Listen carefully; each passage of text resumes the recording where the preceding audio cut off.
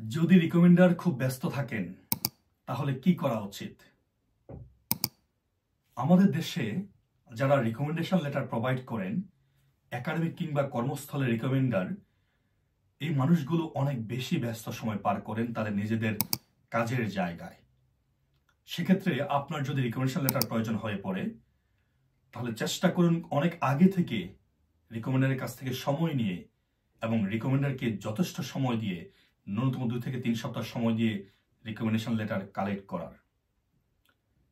আপনি নিজ থেকে রিকমেন্ডারকে আপনার নিজের সিবি, কাজের অভিজ্ঞতা, ভবিষ্যৎ পরিকল্পনার সংক্ষিপ্ত ভাবে লিখে একটি ড্রাফট বা নমুনা দিতে পারেন, যাতে রিকমেন্ডার খুব দ্রুত রিকমেন্ডেশন লেটার লিখতে পারেন। রিকমেন্ডার যেহেতু বিজি থাকেন আপনি জানেন, সেক্ষেত্রে অবশ্যই রিকমেন্ডারকে বারবার রিমাইন্ডার পাঠানো যেতে পারে, তবে খুব বেশি চাপ দেওয়া উচিত নয়।